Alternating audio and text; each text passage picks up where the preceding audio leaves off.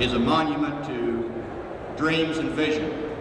You enjoy it, you be proud of it, you bring your friends to shop here only once in a lifetime. Does one see something so magnificent as this rise up out of the ashes?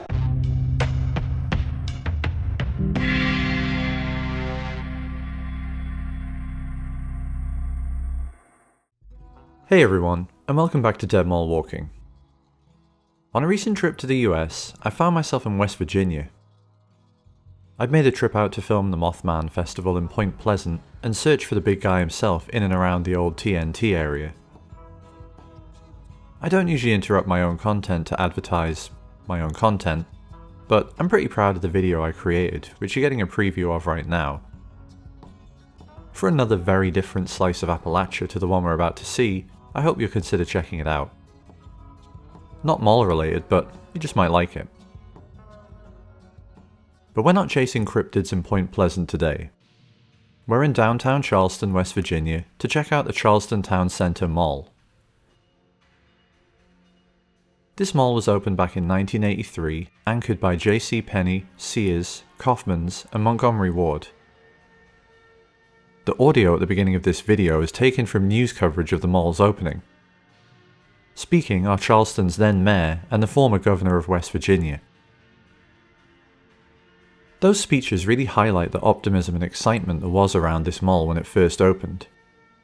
Probably a good thing since it was planned for a decade, took a year to build, and cost more than $100 million. It's quite unique in that it's one of very few enclosed malls located in a downtown area. And that's both a blessing and a curse for several reasons. One of the most significant, and one of the things that may just be killing this mall, is that you have to pay for parking. $1.75 for 2 hours, or $15 for a 24-hour period. Except for the likes of the Sherman Oaks Galleria in California and American Dream in New Jersey, it's really unusual for a mall to charge for parking. And the sprawling multi-story car parks here really feel like overkill considering how empty the mall is now. Especially when there are vacant lots like this one around the place that could easily accommodate those cars. Despite having space for about 130 stores, this mall is hovering around the 33% occupied mark. Oh, hello Mr. Mall Walker. You can see on the left and right how many units are just walled up.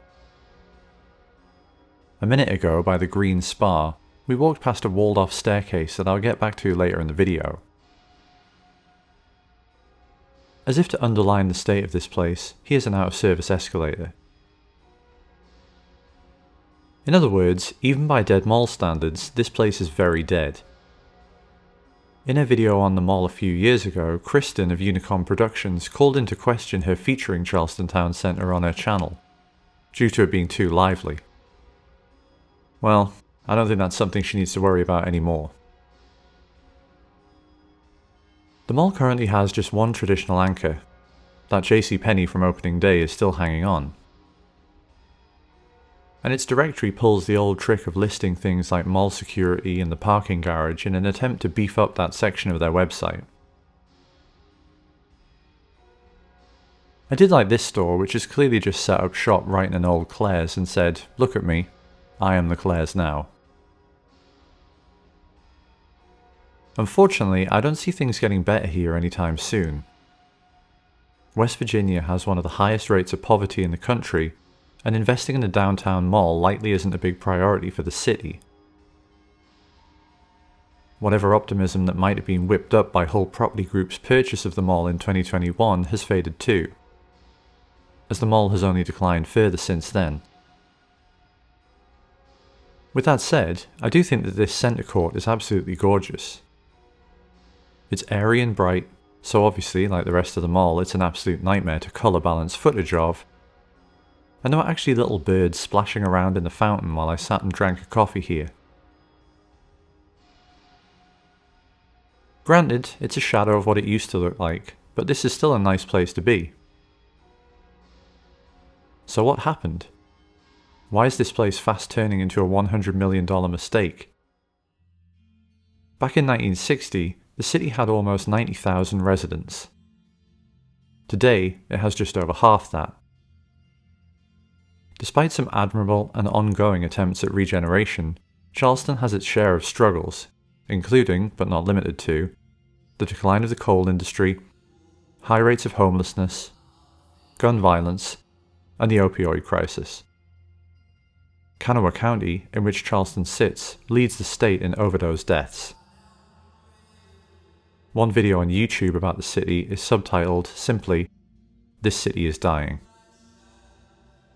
And while I can't deny that both the city and this mall are struggling, I found a charm in both of them that I think the mall needs to double down on if it wants to recapture people's imaginations. But before I get to that, let's make our return to the mall.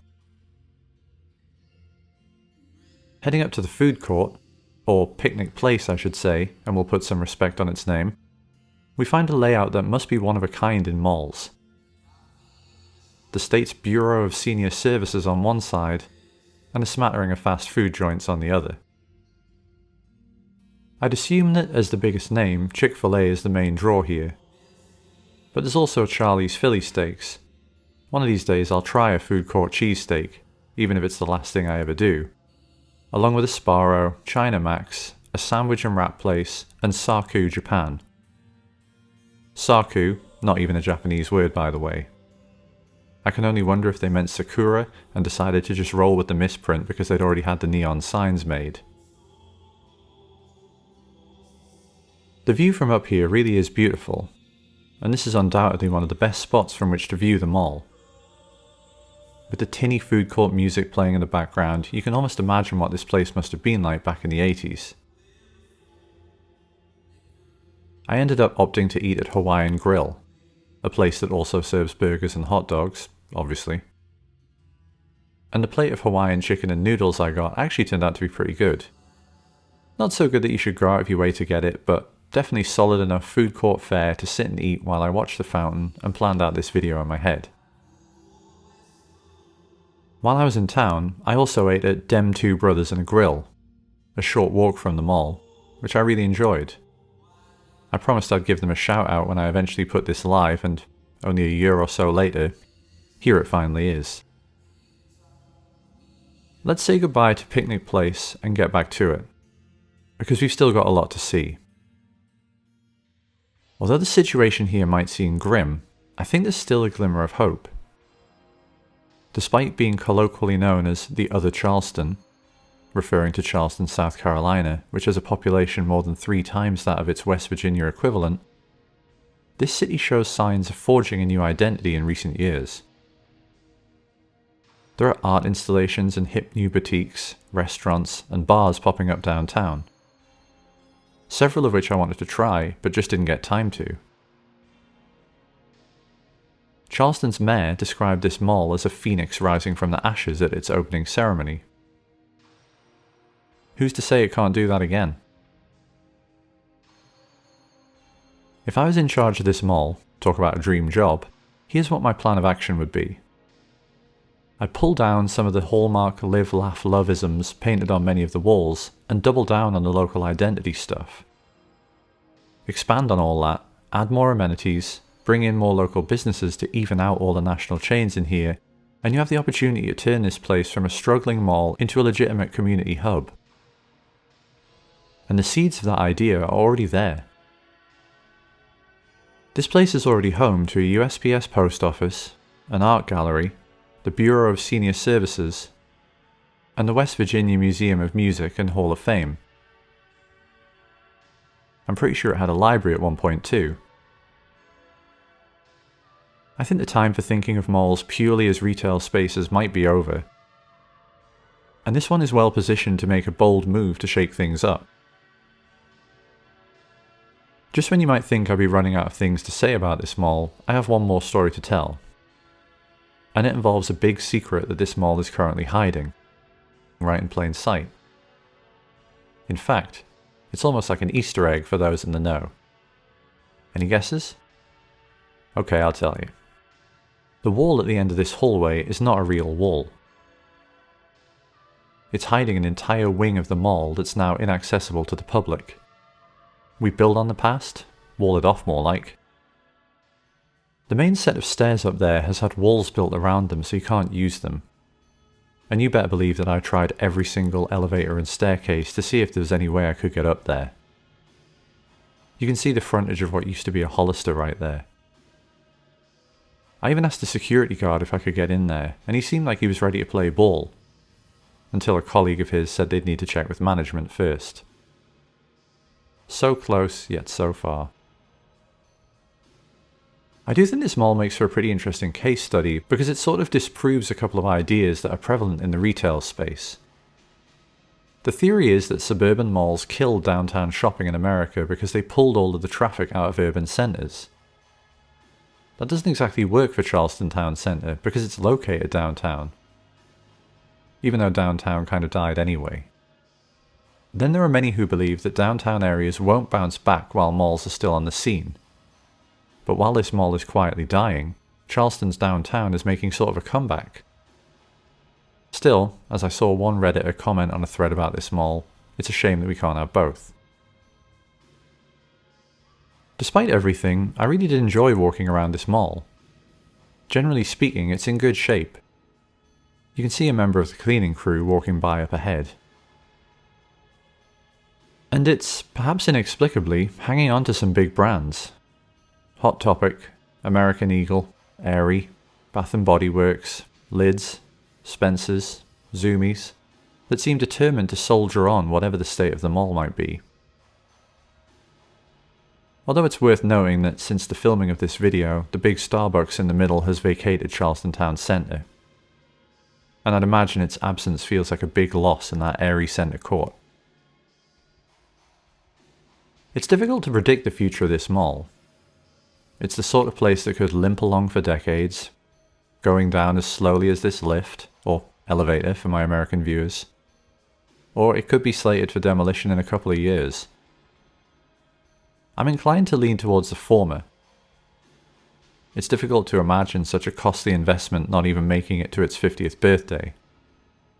Besides which, Hull Property Group only purchased the mall a few years ago, and they may still have plans for it. I just hope they have the right priorities, claiming that, quote, their first step is to address the exit of national retailers from downtown Charleston.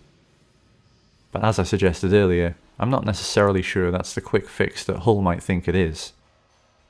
You can add all the cell phone stores and shoe shops you want, but I think the mall needs to evolve beyond that.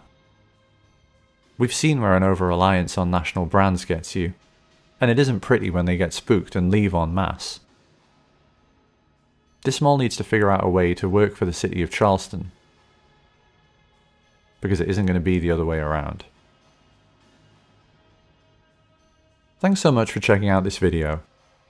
If you enjoyed it, please like, subscribe and share so the YouTube algorithm will give me a boost. My Instagram and some other ways to support what I do are linked below. Until next time, goodbye from Charleston Town Center in the other Charleston, West Virginia.